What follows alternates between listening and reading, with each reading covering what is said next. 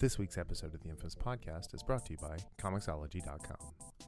Are you in desperate need of a superhero fix? We can help you out.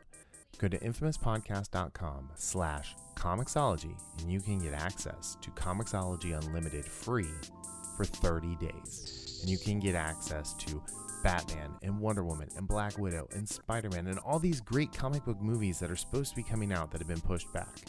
So go to infamouspodcast.com/Comixology and start your free 30-day trial to Comixology Unlimited today.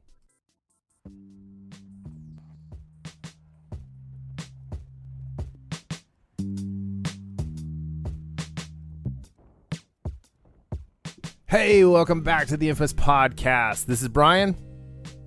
This is Darryl. And this is episode 258. What I know is... There are no more The Boys for this year. That's one thing I know. I think one other thing I know is who the head exploder was, and we were both wrong. Yeah, I was right. Well, like, no. We'll get to this in The Boys. No, let's save this till The Boys. So we got a ton of stuff to talk about today. There is a show that had a piss poor finale that's returning. Actually, a piss poor last season, but a really bad finale that's going to return for a limited show. Wonder Woman is facing racist harassment for a character she should totally be playing. There's a Mad Max spinoff coming with the wonderful Anna Taylor-Joy. Is that how you say it? Anna Taylor? Anna? Like, I've been saying Anna, but it looks like it's Anya. Yeah, Anya. so. ATG. Yeah, ATG. Everybody's everybody's got the initials now. ATG.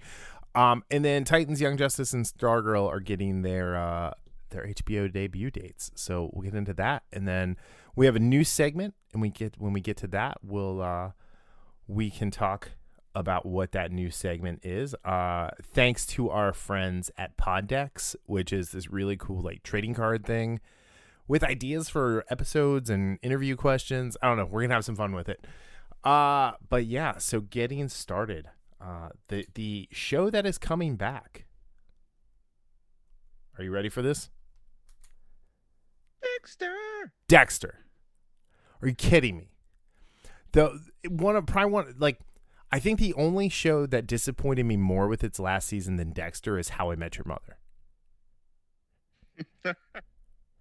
Seriously, I mean, yeah, it was not good. Like that finale was awful. Did you get to the end? Do you care if I spoil things? So yeah, I was going to tell you that I've only watched maybe one full season and maybe a half of two others, and it was I don't think I even got to season 7. Okay. I definitely didn't see the finale, like the final season. I loved like the first 4.5 seasons, right?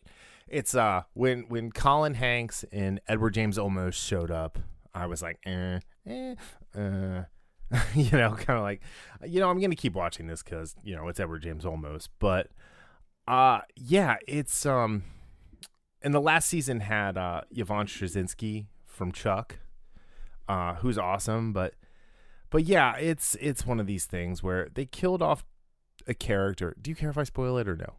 I mean, it's been like a decade, so yeah, I don't care. Okay, so they killed Deb in the final episode, and she knew he was a monster and didn't kill him. Like, that's the only way this show should have ended, is him getting killed, not him riding off into a storm and then showing up in Alaska with a fake beard.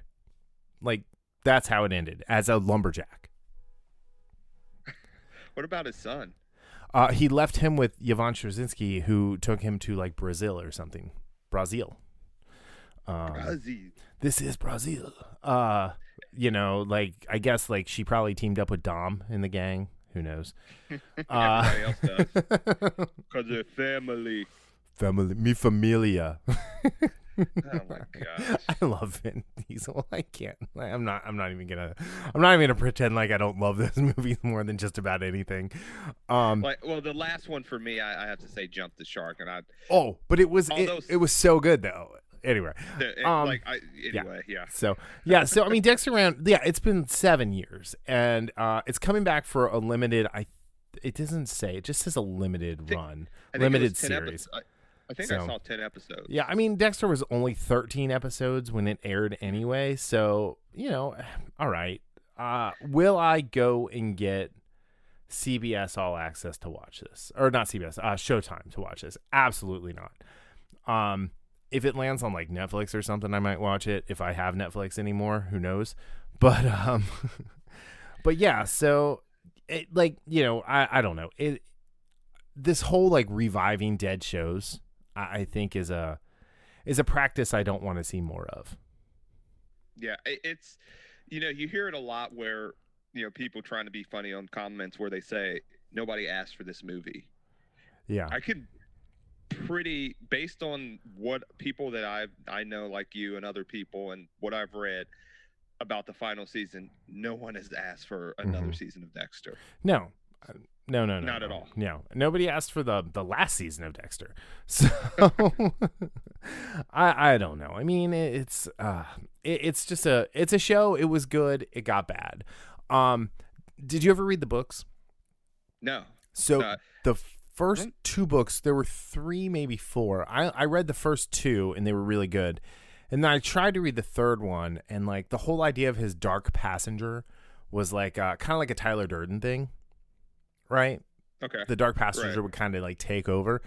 And like in the third and fourth book, like a cult tried to like seance it out of him, and it just got really stupid and fell off the rails. What? Yeah, I didn't stutter.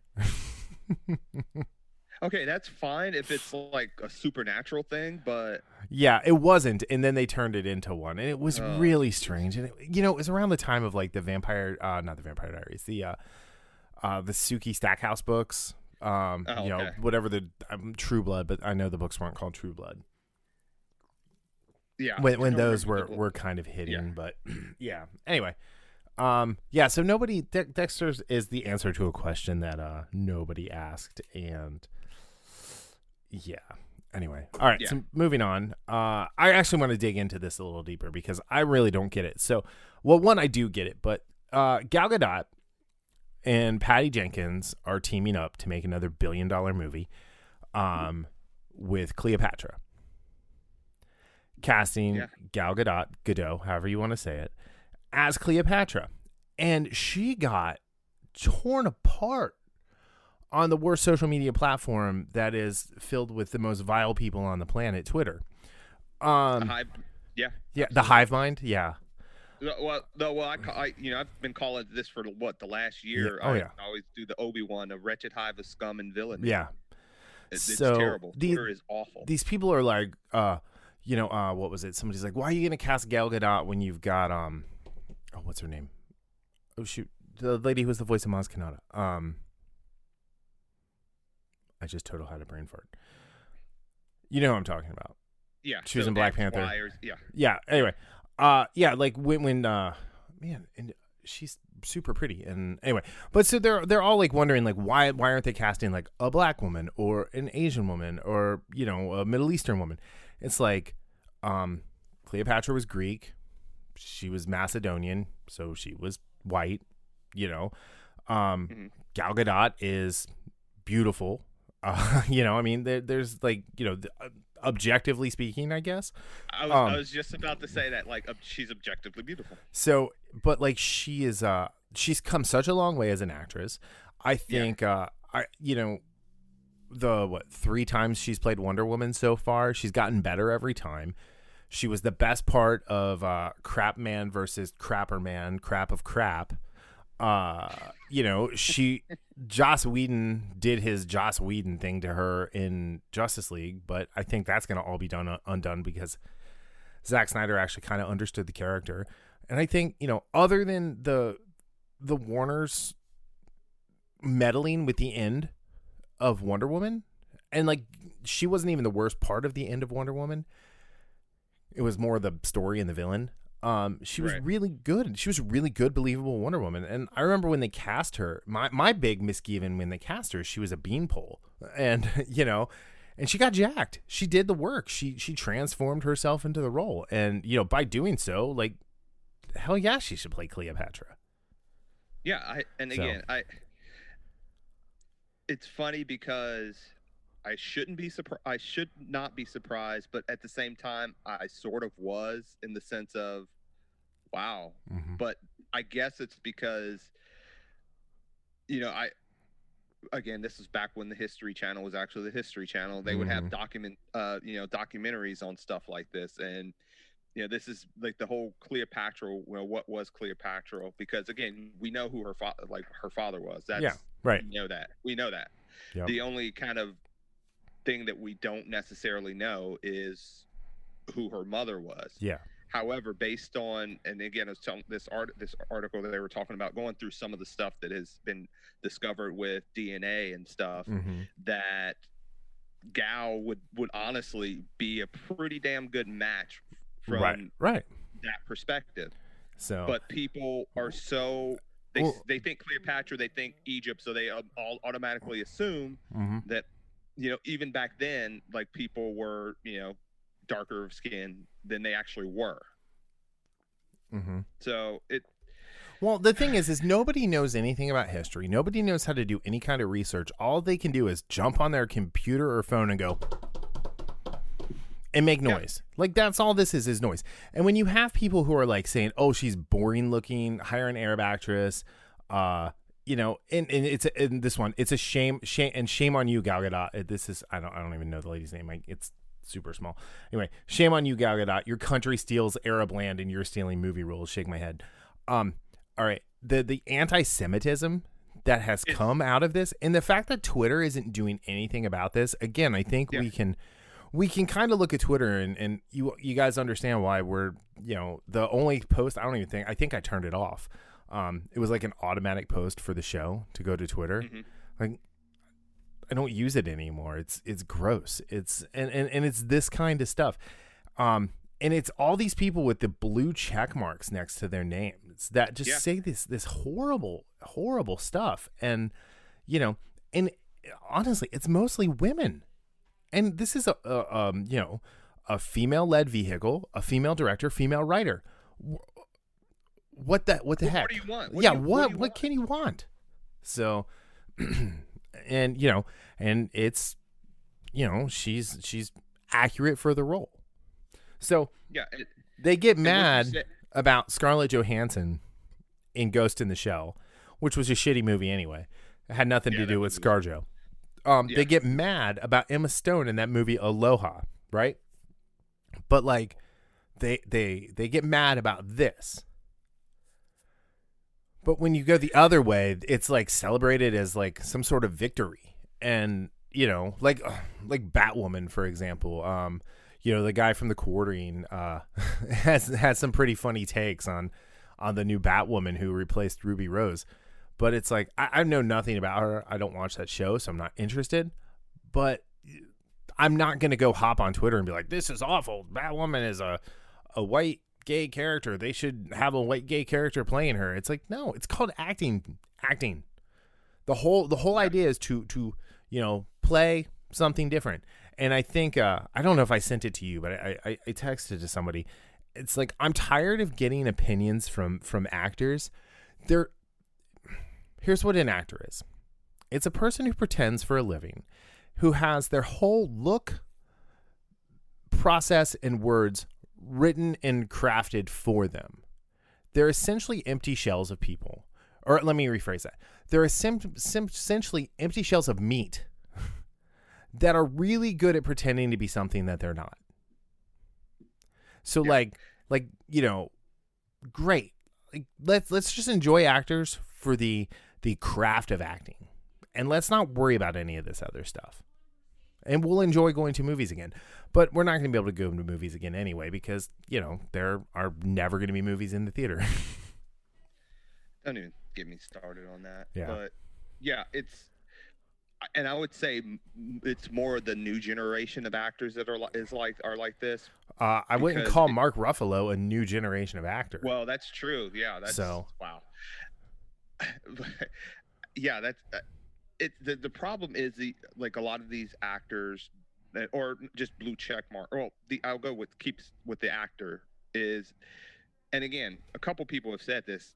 Mark Wahlberg said this before, is that a lot of these people in Hollywood have no idea what it's like to live in the real world. Yeah. They are in their Hollywood bubble. So Right. Yeah. Someone on Twitter called her a Zionist monster B word. like Someone said, "I hope you suffer in this life and the next." in the next, I saw that. How is that okay? Like this is a problem. These are people who are trying to create art, right? So for all those people who are standing up for that movie on Netflix, that again we're not going to name, who should probably be on a list somewhere for standing up for that, are the same people who are bashing her for this. Yeah, that's kind of quite interesting if you say, or not just her, but the whole production, which, as you mentioned, is a female-led driven production. Right. And I mean, you know, it's been for so long, there's been so few, like, and I'm not saying there's not great talented female directors, but they've typically been on the TV side of things. Like you have Roxana Dawson from Star Trek Voyager, who is a prolific television director. She's awesome. Like why they didn't give her a Star Trek movie, why they gave it to Jar Jar Abrams is beyond me. You know, but like Patty Jenkins, Monster was a fantastic movie. And for whatever reason, she did not find work again until Wonder Woman. And, you know, we talked about this, I don't know if it was last week or a couple weeks ago, but, you know, I think she's a very good director. And I'm excited to see, I'm actually excited to see Wonder Woman 1984, even though it's got Kristen Wiig in it, who I don't think is a very good actor, but I'm willing to give it the benefit of the doubt. And, you know, I'm hopeful that she gets to tell the whole story that she wants to tell. And we get 3/3 of a good movie and not just 2/3 of a good movie. But yeah, I don't know, D. It's messed up. Yeah, it back in the day, and I was talking to people about this when I went to the gym today. A couple of the guys, we were talking about this a little bit, and I said I remember the first time I was online, like when we were both at Miami at the same time, when I first really got online, and I was looking, I said, wow, people actually say this to one another, and well, it's that whole anonymity thing, right? And it's kind of like dug its claws into the culture of what people think is okay to say to someone, right? And I mean, we were there, and there was a fake racial incident. Oh yeah, absolutely. And it was, you know, I mean, it was proven fake, and you know, there were people who protested and, you know, did really stupid and dangerous things in the name of something that was a hoax. And, you know, luckily Twitter wasn't a thing. Luckily YouTube wasn't a thing. I mean, I honestly think the worst thing that happened when we were there is the preacher guy who stood out on the corner by Shriver yelling at girls as they walked by, calling them whores. I forgot about that guy. So, God, I was brutal to him. Like, I would walk by and I would just I'd walk as close to him as I could and then mutter shit under my breath that only he could hear. So my friends always laughed. I mean, like, you know, I mean, I'm not, you know, you and I are on different spectrums there. Right. So I'm all for people having faith and believing in things, but when you are weaponizing that, you know. Yeah, that's what I was going to say. You don't do that. No, because you're going against what you're supposedly standing for when you say stuff like that, at least to me. So but this is like, this whole thing is, it just disgusts me. Oh yeah. And that people aren't able to, well, one, like you said earlier, people don't know history, and that's just, you know, that's been proven when they're tearing down statues of Frederick Douglass, Abraham Lincoln. Oh yeah. So that's the most recent. I mean, they recently tore down Abraham Lincoln. And yeah, I mean, come on. So, and people are just vile. Yeah, that's all it is. People are vile. So, and Twitter helps promote that in the sense of pretty much allowing it. And, you know, Twitter's had a bad week. Yeah. And I really hope it gets shut down 100%. Yeah, like, or very least, you know, in the vein of Arrested Development, maybe charge Jack Dorsey with some light treason. You know, I'm not saying I want him to be like, you know, in the stocks and, you know, put to death for treason, but like light treason, like, send him to a nice country club jail for a few months and let him kind of understand that his billions don't buy him the ability to try and make the world in his sick, demented image. Absolutely agree. Anyway, but like Gal Gadot, Patty Jenkins, I for one will definitely go see Cleopatra if and when it gets made. My daughter is someone who really loved Wonder Woman, even though I was lukewarm on it. She's the same kid who did not like Captain Marvel, so so she's got priorities. The only thing she liked about Captain Marvel was the cat. I mean, who doesn't like Goose? I didn't like Goose. Goose didn't get to take Nick Fury's eye. That wasn't okay. I don't even want to talk about the whole Nick Fury thing in that movie because I'm going to get annoyed. All right, so moving on. Anna Taylor-Joy, ATJ. I like that. I'm gonna call it. She's ATJ from now on. So she will be playing Furiosa in the Mad Max spinoff with Chris Hemsworth and Yahya Abdul-Mateen. The second. I'm not sure who that is, and I meant to look it up. And I'm not sure who it is either. So and we can look that up in a sec. But I think this is great casting. I think George Miller can do so much with her, because she was so good in the in Split. Split, and then she was one of the better parts of Glass. Yes. To be honest, and she was the best part of New Mutants. She was absolutely the best part of New Mutants. I would be shocked if she doesn't. If Marvel doesn't do some sort of like alternate universe magic movie, we're all missing out. Yeah, they're wasted. Okay, so Yahya he played Dr. Manhattan in the Watchmen series. Oh, okay. Oh, he played John. He was good. I like him. Or no, it wasn't John. That wasn't his name. John is Dr. Manhattan. Anyway, yeah, no, he was really good. I liked him as Regina Hall's husband. Yeah, no, he was real good. He got a disservice in Watchmen a little bit because they didn't white his eyes out, and it was really distracting. Yeah, I didn't like that at all. I didn't like how they did that. But yeah, I really like this cast again because I'm a huge Chris Hemsworth fan, and like we said, ATJ is. And again, I think I've asked you this probably half a dozen times, but did you see her in The Witch? She was great in The Witch too. Yeah, I did not see The Witch because, as you know, I'm not a huge fan of horror, and I typically go out of my way not to watch a lot of it. I'm sure you can sleep with the lights on for one. It's night, not okay? It's not that I find it scary. I don't know. I usually figure it out pretty quick, and I get bored. Yeah. It's like she was great in that. Yeah. Like I like comedy horror, like Happy Death Day to You, Scream, things like that, like where it's like the satire of it. Tucker and Dale versus Evil, Cabin in the Woods, like those kind of things I actually enjoy. So, but not like straight horror like Friday the 13th and Nightmare on Elm Street and The Conjuring and stuff like that. Like, yeah. Okay, The Conjuring I would call horror, but the other ones are more slasher films to me. But yeah, again, I mean, it all falls under. But she was good in it. Yeah, the idea is that she's really good, and she is a very good choice for this role. Yeah. And like I said, I'm a huge fan of Hemsworth, and I do like Yahya in the things that I've seen him in. Mm-hmm. So, like this trio of actors is a great start for this movie. From the start. So. I think having like the Hemsworth like name attached to it as well will help. I think having her name attached to it as well. The Screen Rant article has a Furiosa prequel without Charlize Theron is a big mistake. It's not. No, it's not.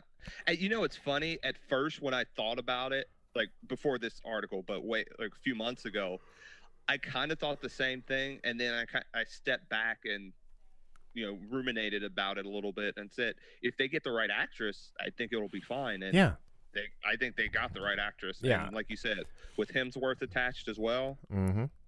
I think this again, if as long as George Miller does his thing the same way he did in Fury Road, Yeah.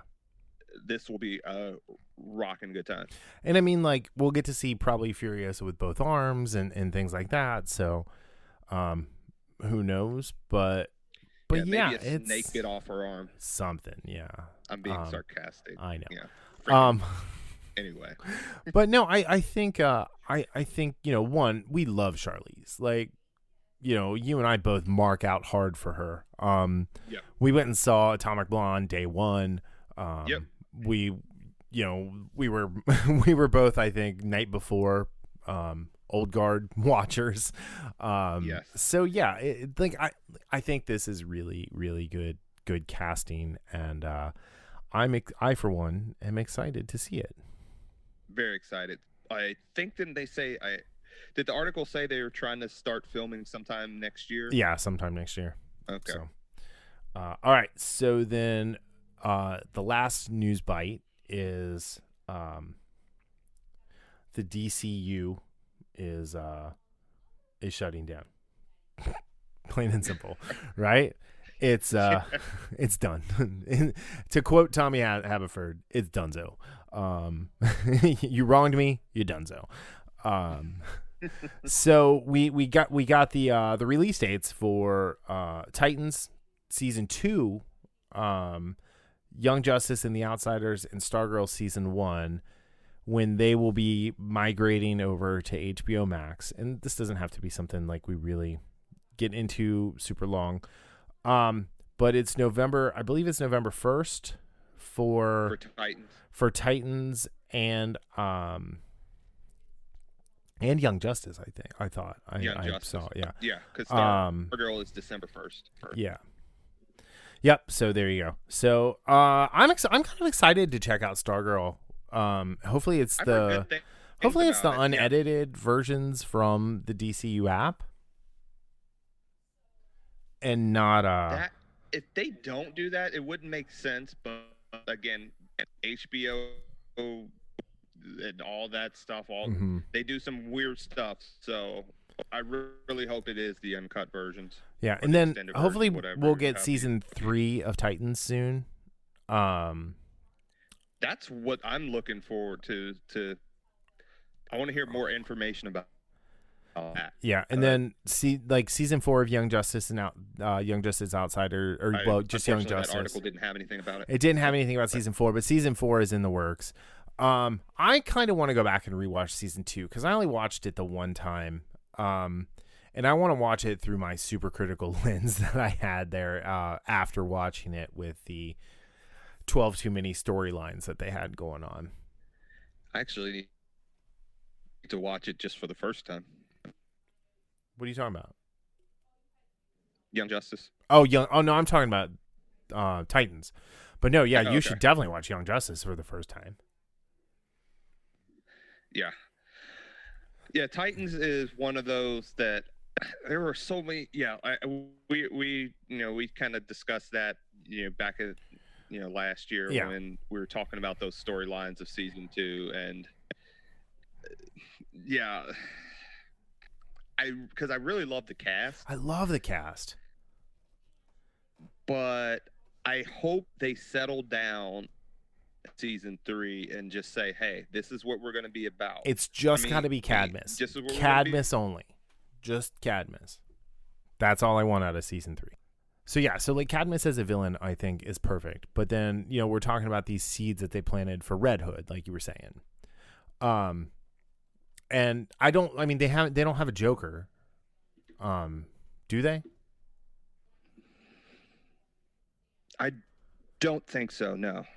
Yeah. So, or at least they haven't introduced the Joker. And I mean, Batman is old AF, old Sir Jorah Mormont there. So, like, I'm okay if they don't beat Jason Todd to death with a crowbar and, revive him in the Lazarus pit. Like, I think if they were going to do that, they should have killed him at the end of last season. Yeah, that would have been ideal.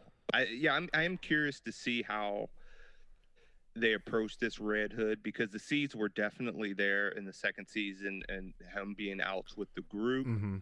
But if they kind of do this the first couple episodes. I think it's too much of a rush. It should be Yeah. something that Slow burn. maybe mid-season, right? Yeah, exactly. And it would be a better payoff too. I think if they did it that way. I mean, I almost think it'd be a better payoff if they wait until season 4. I think that would actually be the best. I think if we watch him devolve into the madness that is Jason Todd as Red Hood, and the snapping where it's like, you know, I'm going to just start killing people, but like he hasn't been shy about killing people, you know? Yeah, like, I don't know, like the characters are so divergent from who they are in the comics anyway. Maybe Red Hood's going to be this like bastion of virtue in Titans. But yeah, no, I'm excited. So Young Justice, season 1 and 2 of Young Justice are fantastic. Season 3, Outsiders, it's a little uneven because they bring in a whole bunch of new characters with the storyline, and you know, you don't see most of the original team in uniform and like full on like superhero uniforms. They're way more covert. But it's still good. I mean, it's just in my opinion of the 3, it's the least fun. But it's still good. I still really like it, and I'm looking forward to watching it again. And so yeah, I don't know. I think it's about time. I want to see them put like way more stuff on here anyway from DC. Yeah, they have a nice catalog. Again, it goes back to I just don't know what they're doing behind the scenes sometimes at WB and HBO and all that stuff. Mm-hmm. Yeah. So, So all right. So moving on to our new little segment here that we were teasing early on. So I told you I got these cards. It's from PodDecks.com, and it's just different topics and things like that. So we can, you know, we can make like a Franken show if we wanted to based off of cards. Like I sent you like 8 of them. I think I took a picture of like 8 of them and sent them over. I'm like, hey, check this out. But one of these things was your 3 favorite purchases of the year. And I added the addendum Nerd Edition. So in this segment, you and I are going to share some of the coolest things we bought this year. We each picked 3, obviously as 3 favorites. And I said as the inaugural, the favorites purchases will be the things that we're nerding out about the most.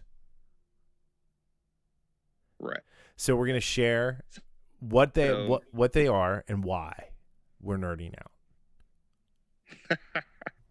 So, and I know I kind of kept you in the dark about this a little bit, but I just said here, give me 3 things three things you're really happy you bought this year.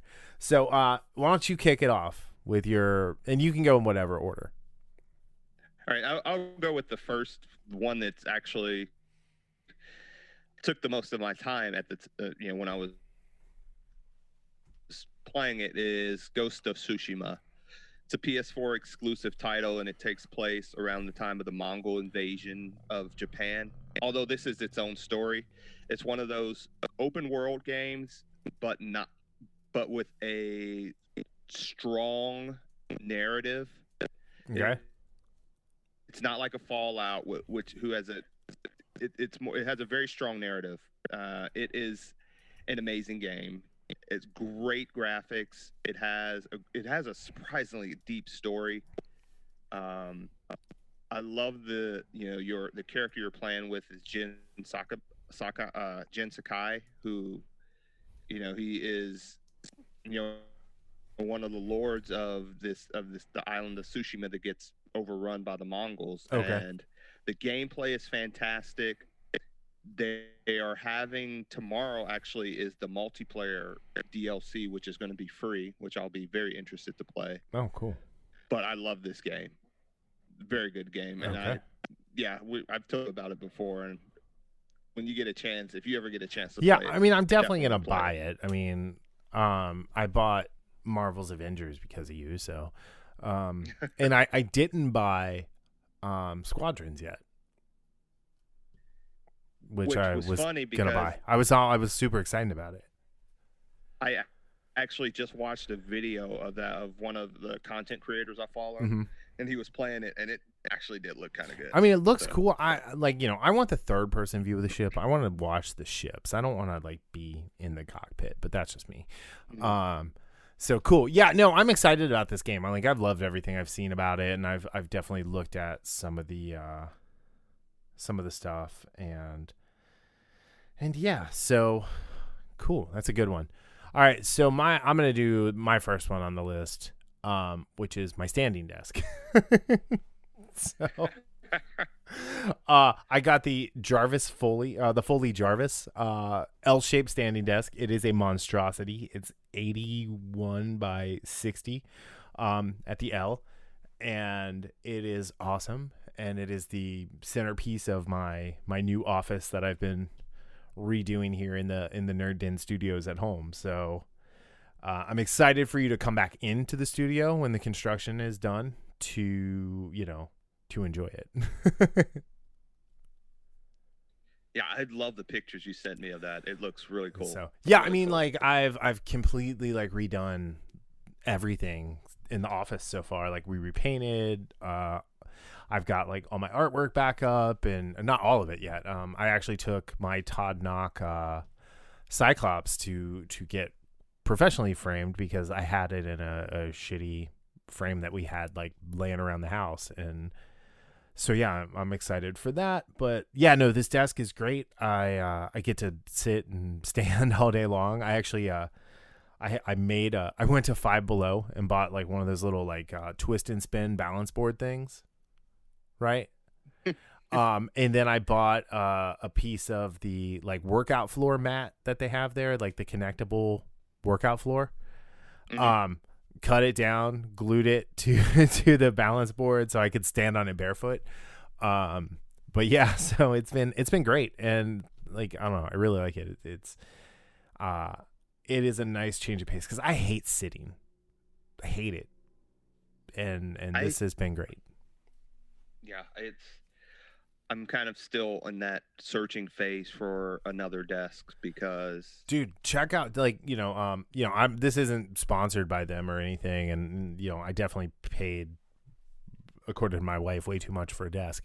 But like you should check it out. Like check out their site because you don't have to get this big giant one, and you could get one that's roughly the same size as your desk right now that goes up and down.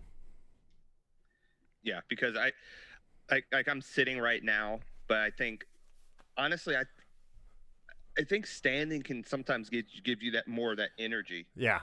Well, So I'm like a shark. I don't like to sit still. Um, so, like, I'm standing now, and I'm just kind of like rocking back and forth. I put the balance board away a little bit ago. So, but yeah, no, it's great. And I got the bamboo top, and my wife is like, "You're gonna hate it." And I'm like, "I freaking love it. It's so awesome." It is the thing. It's the second coolest thing that I've got this year. All right, what's next for you? number two is, as you know, I'm a huge Funko Pop fan. Yep, Especially you're welcome for that. yeah. Well, I will say though, I did start collecting several years ago, and I had about 20 of them, like, probably like 4 or 5 years ago. Yeah, And then it wasn't until I got back into it about a year ago. yeah. So I think you were over here and you were like looking at some of them, and you're yeah, like, "Man, I got to get yeah, back into this." it kind of sparked my interest again. I know there's a lot of toy collectors out there who are like, "Ugh, pops, ugh." I love them. Yeah. I think they're so great. Like I've got the NECA Scott Pilgrim and the Scrooge McDuck New York Comic Con exclusive where he's in the bathing suit in the pile of gold coins. Like I love that. right here on my desk. They're my two favorites. And but yeah. So that's the only thing that's not up yet, by the way, is the pops, because I have to build 3 more shelves. Anyway, So no, yeah. So this one you're talking about is really cool.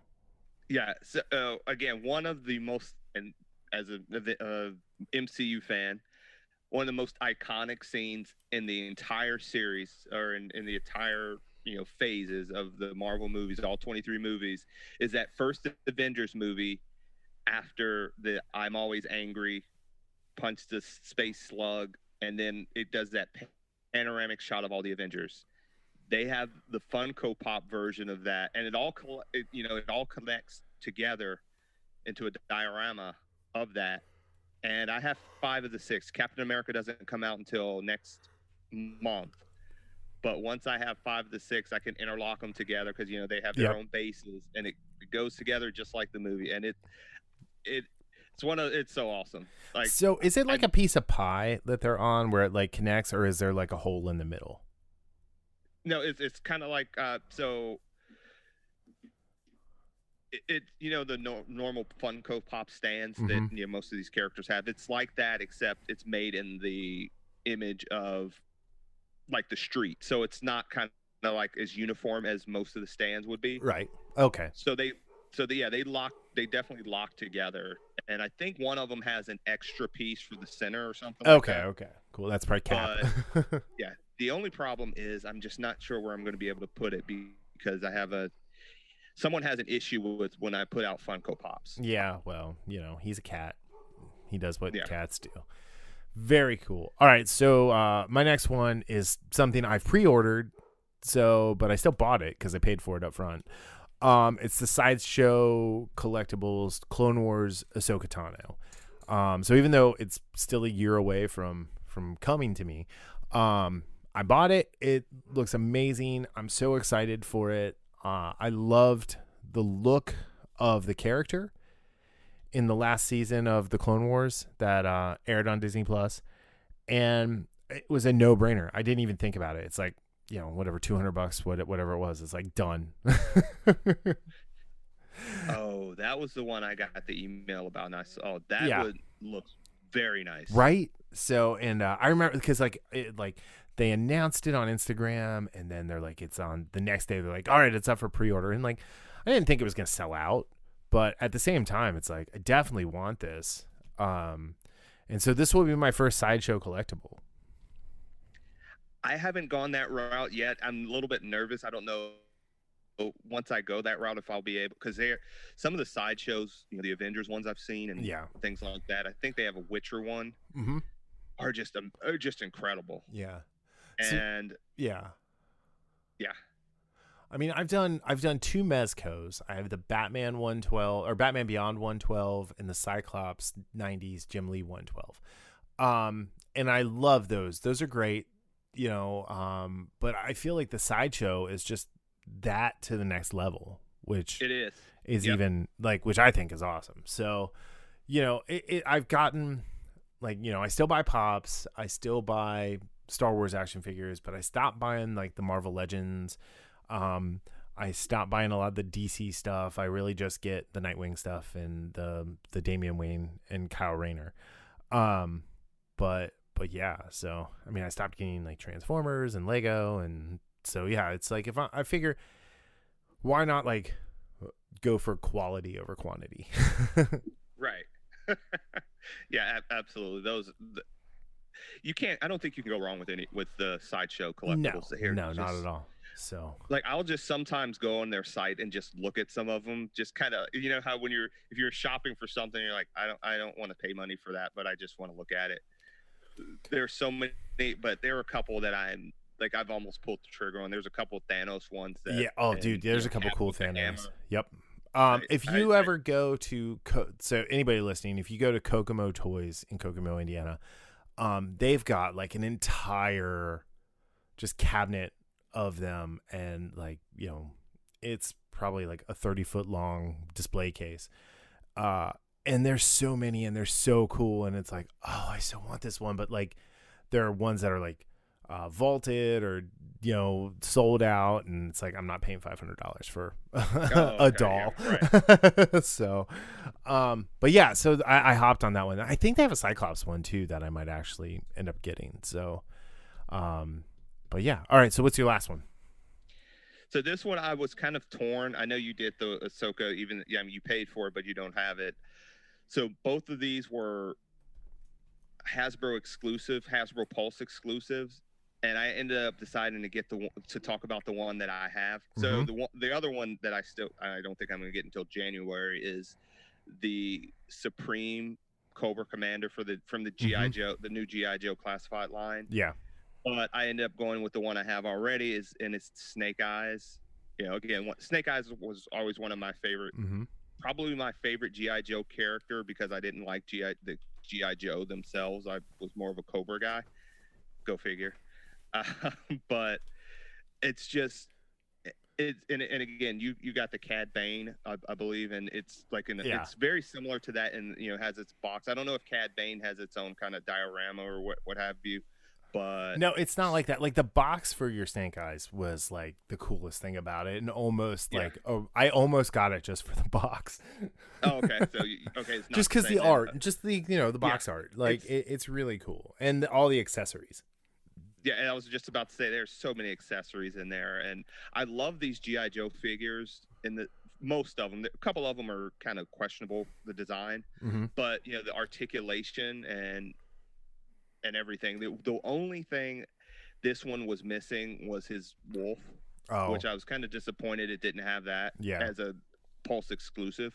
Yeah, but it's just a great sculpt, great articulation. The extras with not just accessories, but like you said, the box, and it has its own like diorama that looks kind of like the dojo that he trained at. It's awesome. It's pretty good. It's pretty awesome. Pretty cool. So I don't know if the Cobra Commander's going to have something similar. So that's why I kind of went with this one instead. Yeah. Cool. Very cool. All right. My last one is it's my baby. It's I probably love it more than anything. It's my One Wheel XR. Named Vader. So, well, I blacked it out. I got a black fender. I got black float plates. I got a black Cush High concave foot pad for the back, and then I got black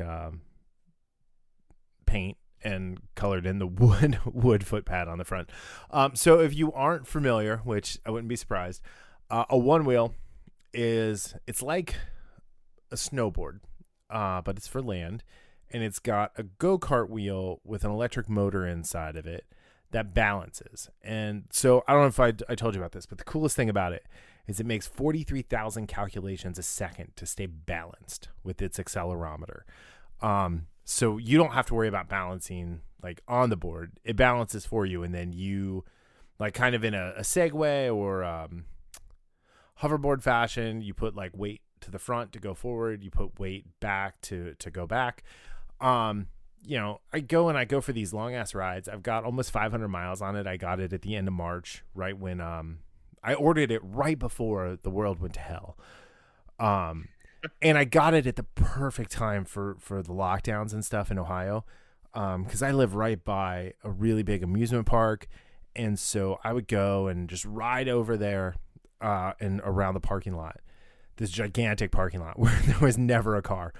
So I got to learn how to ride and get comfortable on it in this big wide open space without having to worry. So yeah, I highly recommend it. You don't I've been skateboarding since I was 10. I skate, before I got the one wheel, I skated every day. Now I one wheel almost every day, weather permitting.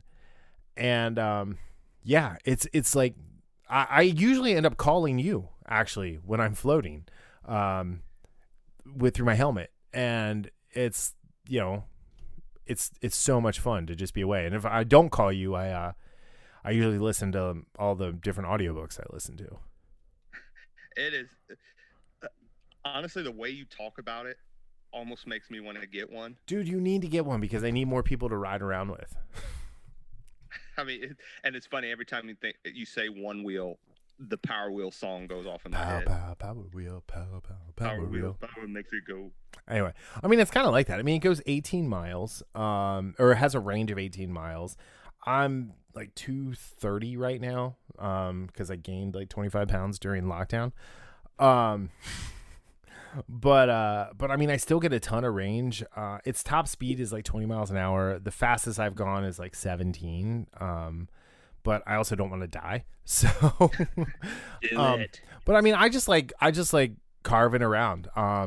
It's really funny. I get stopped by people like wanting to know what it is. I always lie when they ask how much it costs because I don't want to get mugged.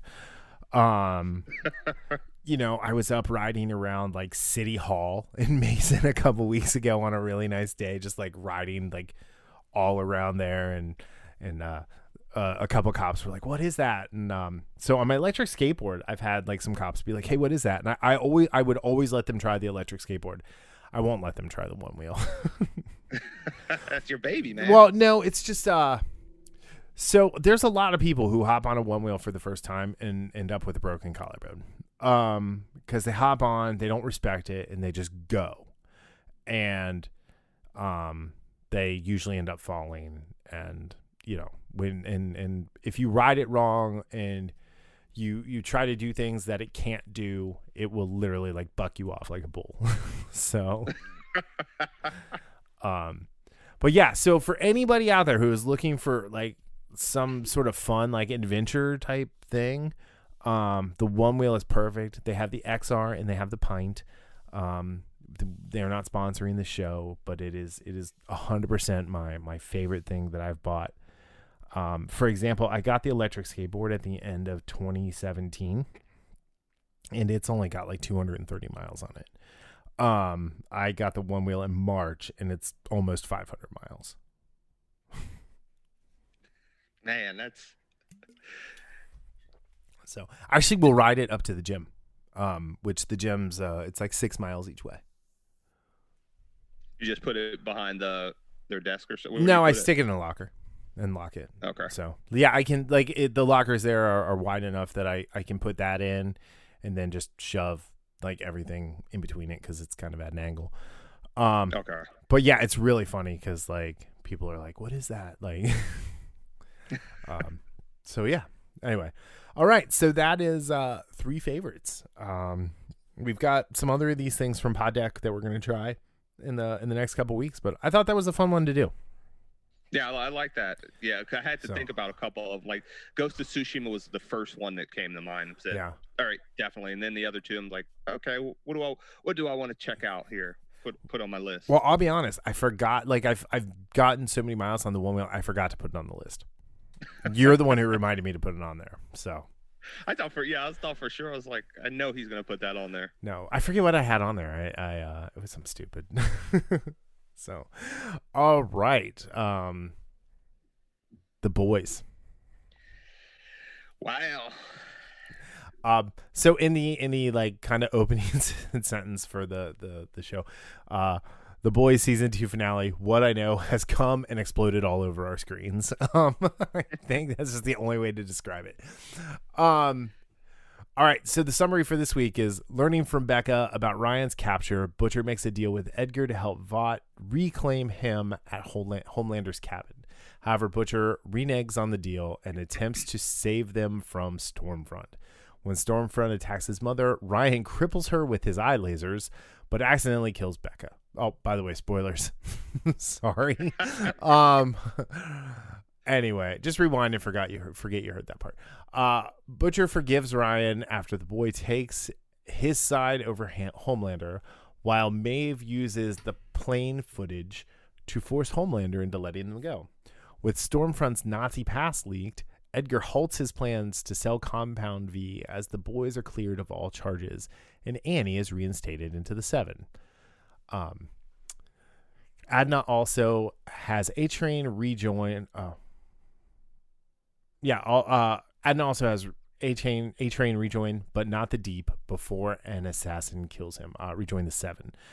Ryan is taken in by the CIA. Huey gets a job with Newman, unaware that she is the assassin. I didn't see it coming. I'm usually really good at those things, and I want to know what your cues were that led you to say that Victoria Newman, who is another gender bent character from the comic, who is another infinitely better character than the version in the comic, was a super villain. Okay, so I may have just slightly stretched the truth when I said I figured it out, because I figured it out probably 15 seconds before the confirmation. Okay. And I don't know what it was. It was the discussion she was having with, what was his name? The leader of the collective, the Church of the Collective? Adana. There was something about that, and almost immediately, like between like the first couple seconds of that conversation, I said it's her, and because it kind of confirms, like, she's working with the collective. Mm-hmm. Shockwave was one of the unfortunates to get his head burst. Yeah, in the penultimate episode. Which, again, dude, you have super speed. Get out of the room. Run away. Yeah. He was too stupid. That was the problem with Shockwave. Yeah. So okay, that's really what I wanted to know. So this episode was really good, and I'm gonna say they took a whole bunch of beats from the comic with Stormfront and kind of spread the love as to who did what, right? Mm-hmm. So the girls got it done this episode. And they had to because, okay, so in the comic, the boys all have super strength. They've all been injected with Compound V, and they've all got permanent super strength, even Huey. And none of them have that right now. And I have a feeling we're gonna see that in season 3. Yeah. So in the comic, the female takes Stormfront's eye. She's the one, she rips it out as because she tries to like claw him and like breaks her fingers off essentially, and then grabs his eye to like get away because he's about to kill her. And then later on, when the boys get the drop on Stormfront, like they kick him to death, like Butcher, like puts his boot up her kitty in the comic, so to speak. And so I really liked what happened with Starlight and Maeve and the female, or Kimiko. It was the exact beat from the comic though, where they were all standing around and kicking Stormfront to death. But Stormfront did not get away there. And then having Becca take Stormfront's eye, I thought was a really interesting take. Yeah. So I remember before this season started, we were wondering how far they would go with just the whole Stormfront, backstory and all that stuff. And we just weren't sure, and they went for it.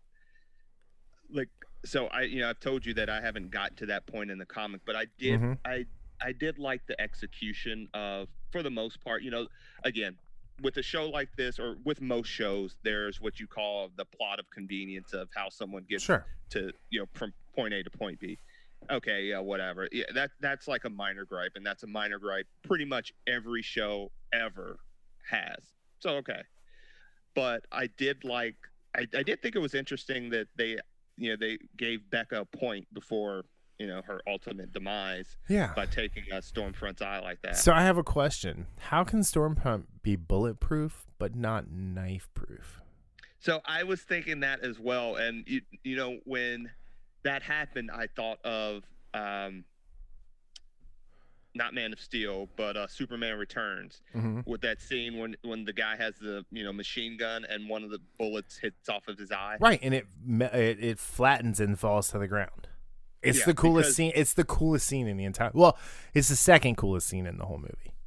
Yeah. Because when I thought of that, I said, okay, what's not to make, if you want to get rid of her, and you know where she is and she's standing still, have a couple snipers, with 50 cal rounds aimed at her face. Right. One of them is going to get through. And hopefully, hit her eye. Yeah. So I don't know. I thought it was a little strange. But other than that, so in the comic, Homelander's kid died, right?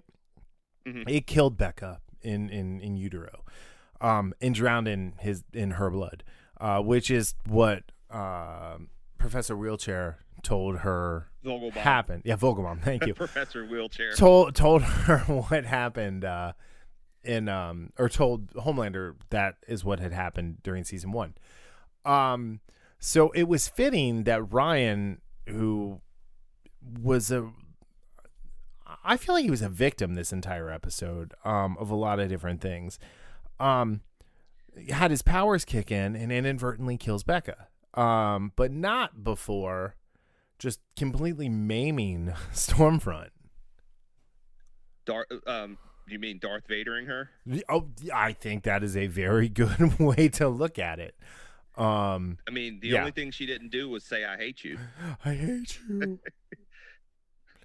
The only thing she didn't say is, from my perspective, the 7 is evil. Yeah.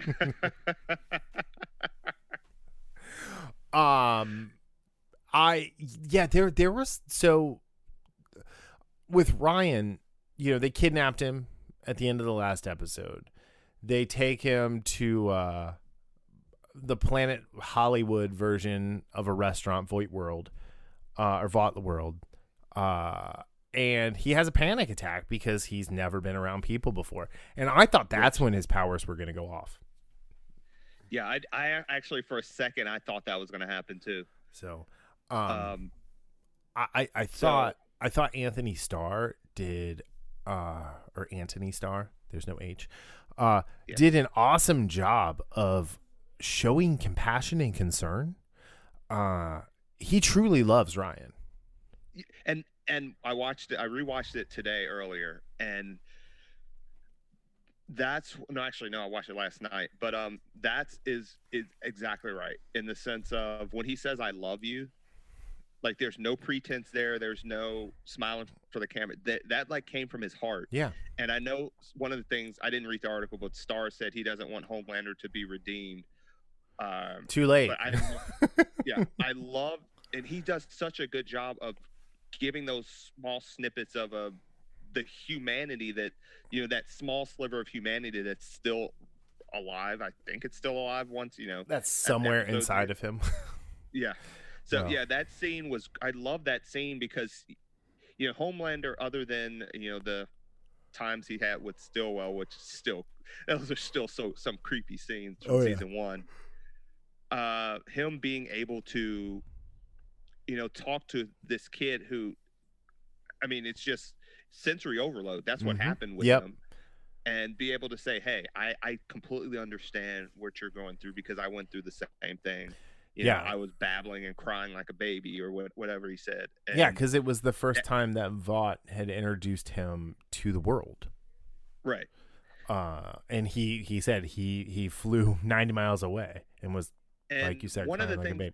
And one of the reasons I love Homelander so much, even though he's a bad, he's the antagonist, the villain, is that he was also a victim. Mm-hmm. And when, like, there's been a couple times where he mentions his past and he stops because it's like so painful to go through, because he was like the doc, and he kind of stops and is like, the people who raised me. Mm-hmm. And that, again, that's good writing, and Starr is just, he's just phenomenal in this role. Yeah. And he does such a good job with some of the small facial tics too. A great example of that was when Stormfront started trying her indoctrination of Ryan. Yeah. And that was like the first time I think we see that Homelander is definitely not down with her way of thinking. Mm-hmm. So I just love Homelander. I love. Let me backtrack. I love how Starr portrays Homelander. And I loved that the scenes he had with Ryan up until the end, that end scene. Mm-hmm. No, you're right. I know we usually save Homelander for last, but I don't want to save him for last this time, because he had such an interesting arc from the opening of the episode with the what to do when supervillains attack PSA for the school kids, which I know you don't have a kid, but like they do active shooter drills. Mm-hmm. Like kids, my daughter has done them since kindergarten, and they don't do tornado drills anymore. They do active shooter drills. I mean, it's essentially the same thing. But to see that, and the satire there, and I think some of Eric Kripke's politics definitely snuck into that scene. Oh, absolutely, yeah. Which no politics here. It's just school shootings are bad. School supervillain attacks are definitely bad. Yeah. But it was interesting to see, and then it was like the cop and Homelander together, and the teacher has their assigned weapon, and it's use a weapon, and you saw the kids using the American flag as a spear. So it was interesting. It was really interesting to see to open the episode that way. And this would be the natural fallout of what happened at the congressional hearing. Yeah. Oh, absolutely, it would be. And so, like we were talking about Homelander's arc, when I was talking about that sliver of humanity, I think that sliver was getting bigger the more he spent with Ryan. Right. So now that Ryan is gone, because again, Maeve uses the film footage, and what I love what she says to him, and he said, if you show that, I'll destroy everything and everyone. Mm-hmm. And she says, but not until everybody knows what you are, and right. that no one will ever love you again. Mm-hmm. And I love how they, kind of sparsed in the crowd chanting his name. Yeah. When he's and again, that he's the villain. Let's not forget that. But at the same time, he wants love. Right. And regardless of if that love is from far away, I don't know. But at that same time, I don't know how long that's going to be able to fuel him, because we saw at the end what one of the funny enough, it was a scene that they wanted to do in the first season, and Amazon said no. Him standing on the building and chanting, "I can do whatever I want," while pleasuring himself, having his way with himself. I almost thought about making that like the thumbnail for this episode. Because I've been doing a Homelander. I've been doing just a Homelander in like the in the picture. I found a much safer one. But yeah, it's you're right, and I think all that humanity is gone. I think Maeve's betrayal. Is that the right word? Betrayal. I think that's or maybe his perceived betrayal. Is what killed it. To be honest, like I think he probably had the intention that I can just go get Ryan whenever I want. There's no place in the world where he can hide from me. Right. And Butcher makes the great point is Ryan's the contingency plan. Yes. Either from he loves him state of mind, and he's not going to do anything to hurt him, to they can raise him to fight Homelander. Right. So Invincible and Omni-Man. Yeah, right? So, but I mean, Omni-Man didn't raise Invincible to be his, to kill him. Right, but, he didn't. Yeah. But no, it was really, really interesting. I thought the scenes where Stormfront was encouraging Homelander to go like talk to Ryan were really interesting. The Nazi propaganda she was sharing with Ryan was kind of creepy.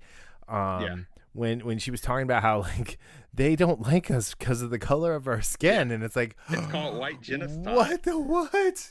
And that's where I love when they shot up to Homelander's face when she said white genocide. And he was like, what? What are you talking about? I think that's kind of, and then he was like, okay, time to go or whatever. Yeah. Let's go. Let's take a field trip. Yeah. But yeah, so I mean, there was that, and then there was the scene where they the boys got Homelander away from Ryan. With the Vought, what's it called? The little Vought stereo speakers or whatever that pulled him away. The Vought sonic wireless speaker, which features ultra bass, superior fidelity, and hands-free voice control. Anyway, that's what it said on the box. That's funny. So, but Frenchie put like 10 of them together, and it was enough to make their super hearing go batty. And so when he flies away, and comes back, and the cops are there, well, the Vought security team is there, and he becomes unhinged again. And what does he do when he's unhinged, Darryl? Violence. That poor commanding officer who was so confused about what was happening there because Butcher, did not live up to his end of the bet, got cut in half. I think he might have been the lucky one though, because the Maybe. way Homelander as looked, dirty as he was, as bloody. I think he might have gotten up close and personal with some of the guys, and it might not have been as quick, right, as that guy that got lasered in half. Mm-hmm. Yeah, I will say, this is gonna be gross. I really like the sound it makes when he cuts people in half with the lasers, like that ADR sound, just that. Like it's every time he cuts someone in half, like it makes that squishy sound. And what is wrong with you, man? I just like it. It is pretty visceral, though. Well, because like if you weren't watching and you just heard it, like you know what just happened, and it's whoever the sound designer of that particular sound was, because the lasers, the eye lasers have a very specific sound too. So when it's it's like, yeah, okay. So we're talking about Homelander being the villain, but I will have to say one thing: he was actually an unexpected hero for one of our characters. Yeah, because I honestly think he saved Butcher from doing something unredeemable. Yeah, absolutely. Because after Becca died, you look at Butcher's eyes, he was absolutely about to try to beat Ryan. Oh, he was going to kill. He was going to. I think he would have killed. No Ryan. doubt. Absolutely. Yeah. So. And again, Carl Urban, like that look he did. I mean, it was just unadulterated hate. That, like, for that split second, he just. I don't even remember him looking at Homelander like that. No. There was. There was a second of pure hatred in his eyes, but yeah, it was like I feel like everybody got a nice little like season send off with this episode, right? With yeah, the Love Actually music, yeah, except for Black Noir, who's in a coma. Yeah, so I have a question about Black Noir. So, yeah, I know you've read the comics, and you were talking about how nobody dies because of the formula, they turn into zombies. Yeah. And in one scene where Stormfront tells Homelander that they think he's going to be all right, but she mentions something about it's tough to tell about his brain, like right, like his brain waves or something. Yeah. So I don't know. Based on some of this. So I don't know if, like, I'm just really curious, and then compounding that with the way he looks under his cowl, for lack of a better term. Yeah. I'm even more curious to know what is going on with Black Noir. Yeah. Like his origin. Because in the comic, when he takes his mask off, like the only time he ever takes it off is to end Homelander, and it's Homelander's face. Right. So. And we've seen him burned up now a couple times. So, like, is he like a Bizarro version of Homelander? Maybe, Yeah. I don't know. But like, yeah, it's it was I don't know. It was such a good episode. I loved when the boys were like putting together their artillery, to go head out, where Frenchie is like making an EMP RPG to fight to incapacitate Stormfront, and then they start talking about the Roadrunner and Wile E. Coyote. And he has the best line. He says, "All you need is an AR-15, and it's meep meep no more," which was fantastic, And then Butcher said that they were going to shoot. What was it? Hold on, let me find my note. He said, exactly, see, we're going to shoot the Roadrunner in his effing head. So. I did like Huey's line in there, though, where he's like, they're just going to make more superheroes. Mm-hmm. And he's like, or suits. And he said, we're going to kill them, too. He said, like, we'll make 1,000 more suits. And, yeah, so we'll kill like all. We're the villains now. Yeah. and he's right. I mean, Yeah. I understand, like, hey, if they're stepping out of line, but if you have that mentality, like, hey, we're just gonna meet them. Right. Meep no more. Yeah, that was a great line. Uh, So so I liked Huey in this. There wasn't a lot of Huey yeah, in this he didn't do a episode. lot. Yeah. Well, he did a lot. It's just like if this was the rewatchables, he definitely had the Dion Waiters Heat Check Award for doing the most with the limited screen time. Between like him and Annie's adventure to go to Maeve. When he's like, I'm a big fan, and she's like, I would break you like dry wood. Yeah. I'd break you in half like dry wood. Was pretty funny. She kept calling him the twink. Yeah. And even her mom was like, really, the guy with the sweaty hands, or the anxious boy with the sweaty hands. Or or the wet hands or whatever. Yeah, it was that was really funny. And then like the stuff with him and Annie, I did like that. I really liked him and Annie in the car, with the Billy Joel music and like the subhead. So like, the title of this is I Know What I Know Is, and then the subhead is Why Is It Always Billy Joel? Because like it was like, why is it always Billy Joel? And and she's like, I have something important I've been meaning to ask you. And she says, the last time I saw you, you're not 57.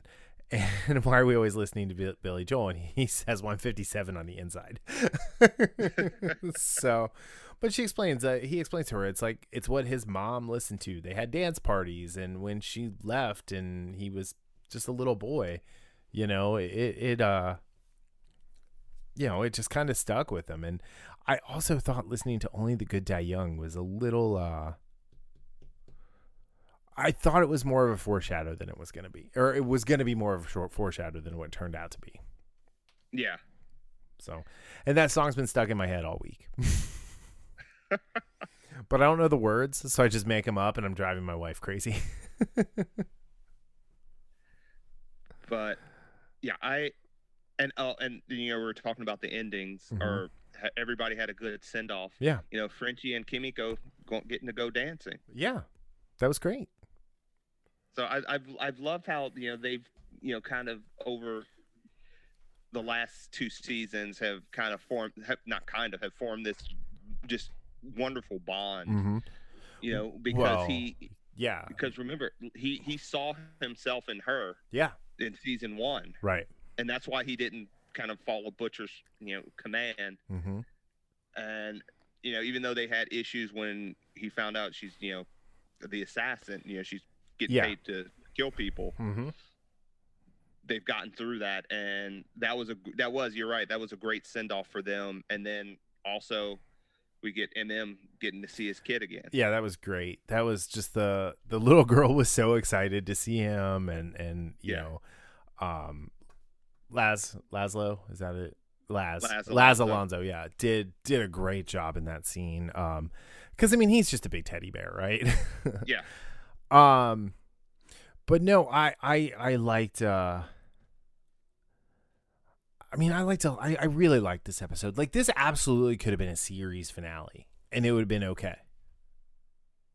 It wouldn't have been okay because I want more, but like, it was wrapped up enough that it's like, okay, cool, awesome, thank you for 2 great seasons of a show.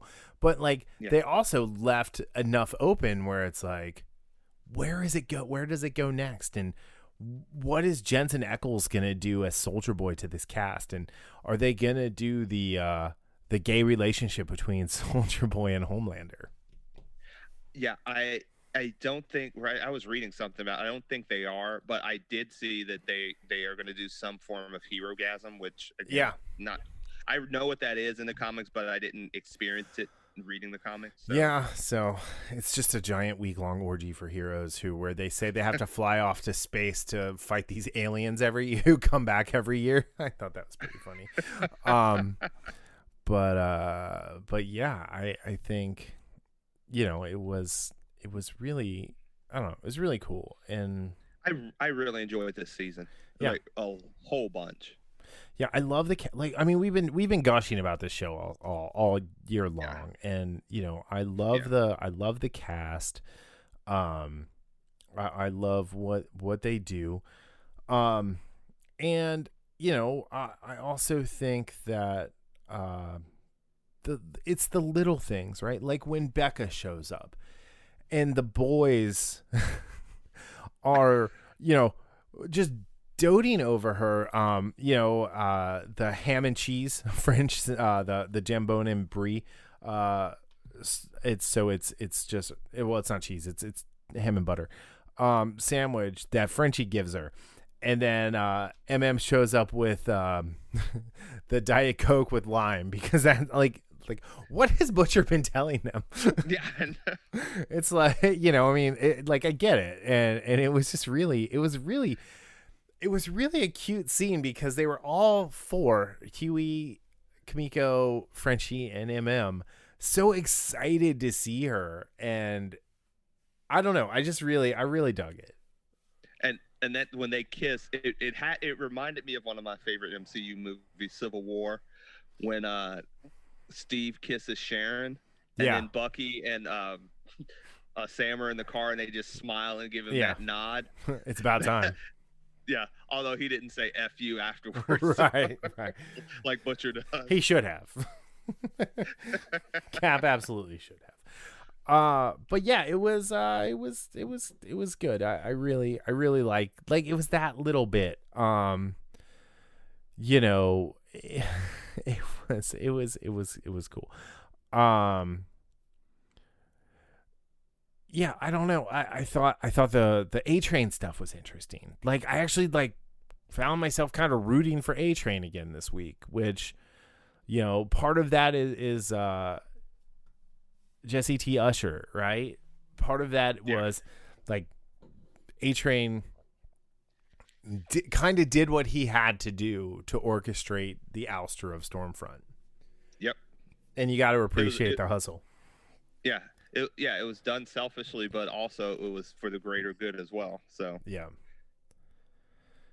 It's hard to argue when, you know, even if you do something like selfishly, when you're taking out someone that bad in the sense of not like subjectively, but objectively. And so I guess, you know, he did the right thing, but I don't think he had the right reasons for it. So, but I really like his, you know, he exhibits the kind of like that energy of what I would expect from a speedster. Let's put it that way. Right. When he gets in the car, he's like, "What's up, shit stains?" Yeah. And they both freak out. It's like I could cover the boroughs in like 3 hours. Yeah, I did. It was nothing. And then the mea culpa between Billy and Gus Fring. I love how people call it, you're not the only one that calls I know, Gus. Stan Edgar.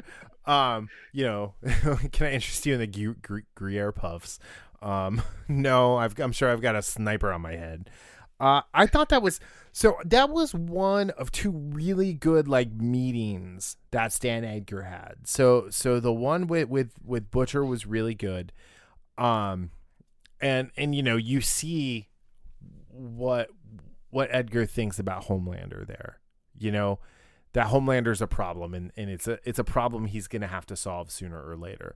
And that Stormfront is a problem, but it's a problem that he has to deal with at the moment. And then the other one with Alistair Adana, who was played fantastically by Goran Vesic from ER. When he meets to negotiate getting the Deep back into the Seven, I thought was a really good thing. And when he offers him a Fresca, and he's like, "No, I don't know." Yeah, Fresca's terrible. He said Fresca's terrible. And then Deep, fuck Fresca. You know, it was not a good episode for Fresca. Let's be honest. No. So, and I know we're kind of all over the place, but that's kind of how this show has been, right? Kind of all over the place. But yeah, I don't know. I really enjoyed this. I loved the the twist at the end with Newman. I'm never not gonna say Newman. Yeah. That's automatic. God Sorry. damn you, Jerry Seinfeld. God damn you. But yeah, it was really, really, really, really, really, really, really, really good. That scene from Homelander was actually cut from episode 2 of season 1. Oh, it's all the way back in episode 2. Yeah. Wow. So Amazon seemed to think it wasn't necessary. I thought it told me something about their psyche or about his psyche.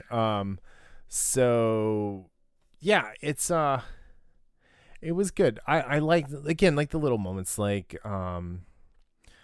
Mother's Milk bringing his daughter the penguin, which is what she drew him in the first season. Billy Butcher giving Ryan Rebecca's St. Christopher's D-back. Million. So And remember D-back. D-back, yeah. Annie getting the cross from her mom and then actually putting it back on, and having the original Starlight costume again was cool. And I don't know. I just really, really, really, really, really enjoy this show. I'm excited for it to come back in season 3. I think Jensen Ackles is going to make a fantastic addition to the ensemble. Oh yeah. And I'm looking forward to the deep, going off the, no pun intended. I can't believe I almost said that. Going off the deep end. How about losing his shit? And being a complete wild card out there. I mean, he signed over his bank account to right. them, so. Like, he has nothing. Well. Here's the thing though, with Alistair Adana dying, he never told anyone that Deep was a toxic personality. That's true. What if he takes over the church? That would be really interesting to have the. Oh my God. So I married this weirdo and she doesn't even give good, Hummers. That was so funny. It's Deep's priorities are so far out of whack. Yeah, it's so skewed. Yeah. But and then Stewie Griffin there. No, Huey going to work for Newman. Yeah, because he wants to do it right with no idea. So I'm curious. So I think she is going to shoot him up with Compound V. And we talked about that earlier, because when he was in his lowest state earlier this season, I thought he was somehow going to come in contact with it. But that's a very interesting idea of her shooting him up with it and him becoming a soup. That would be an interesting dynamic once Butcher found out. Yeah, absolutely. Because, like, regardless of, even though he did right by Ryan, he still doesn't trust Soups. Even though he works with Annie, she's maybe the exception, but I think his natural reaction to Soups is they're bad. Mm-hmm. So even though Stewie has shown, what person he is. Stewie. Stewie. Sorry, I did that. That was my bad. So yeah, that would be an interesting dynamic to see Stewie get his shot up with Compound V. Mm-hmm. But yeah, it was so good. I hope we haven't seen the last of Aya Cash. Because Stormfront was dying. I don't think she died, or did she? I don't think she did. I think she's alive. Yeah. I mean, I don't think she's gonna regrow those arms and legs anytime soon, or eye. Yeah. Those are cauterized off. Yeah. So I think it'll be interesting. I would say, didn't they get a season 4? Yeah, 3 and 4. So okay. So to see her maybe at the tail end of next season, or maybe something in season 4, if the plot line or the direction of the show, if it's something organic, I would like to see her again. Yeah. So, I mean, I would love to see her again. I'd love to see her in like a crippled state, and how does Homelander react to now having that power back in that dynamic. Right. But yeah, I don't know. It was such a good season. It was such a good episode. It was a great way to go out. I mean, the season 1 finale was really good too, if you recall. So And I have to say, I really loved how Amazon did this.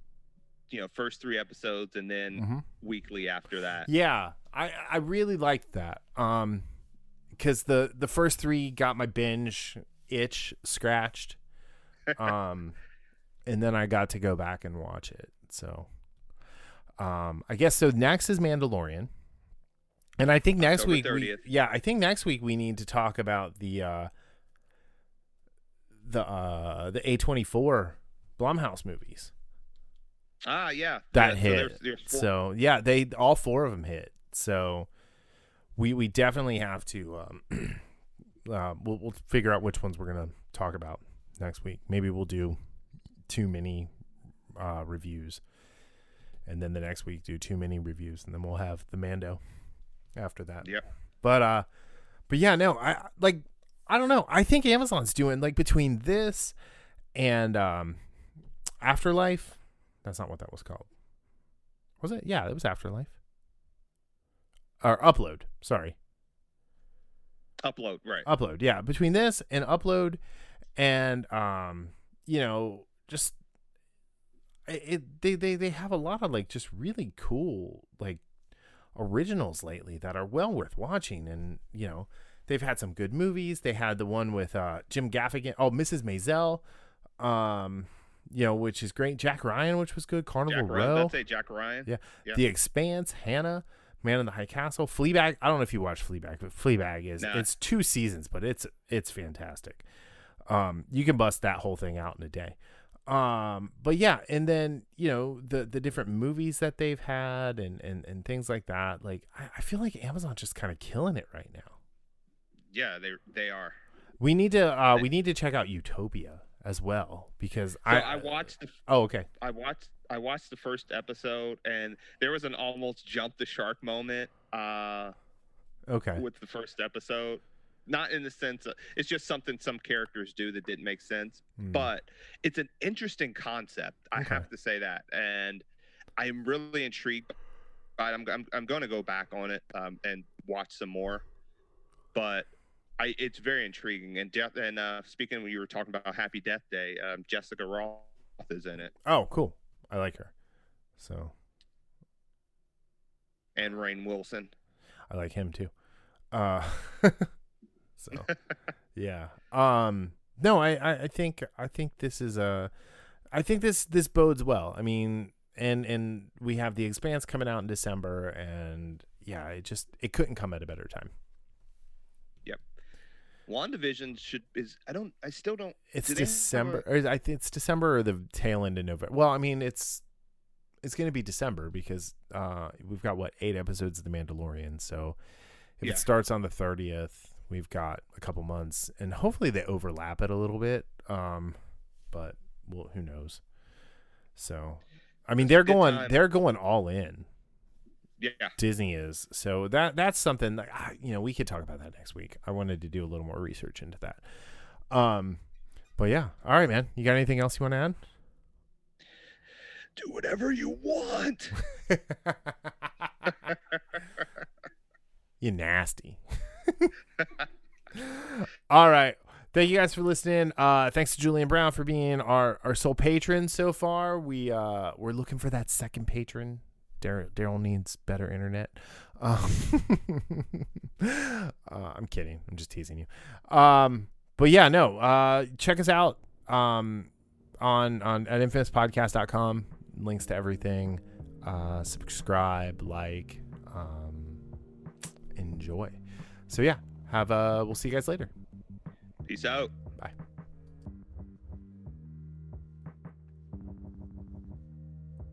The Infamous Podcast is recorded in Kings Mills, Ohio, just north of Cincinnati, with new episodes out every Sunday. You can find more information about the show online at infamouspodcast.com or on Facebook, Twitter, and Instagram as at Infamous Podcast. You can subscribe to the show on Apple Podcasts, Spotify, Google Play, iHeartRadio, or your favorite podcatching app. If you're enjoying the show, consider giving us a 5-star review on Apple Podcast, or check out our Patreon at patreon.com/infamouspodcast for our new tiers and rewards. The Infamous Podcast is hosted and produced by me, Brian Tudor, with music provided by Michael Henry from meetmichaelhenry.com. You can find me on social media on Facebook, Twitter, and Instagram as @BrianTudor. So, whenever you're listening to the show, have a great day, night, evening, weekend, whenever it is. And we'll see you next time. Later.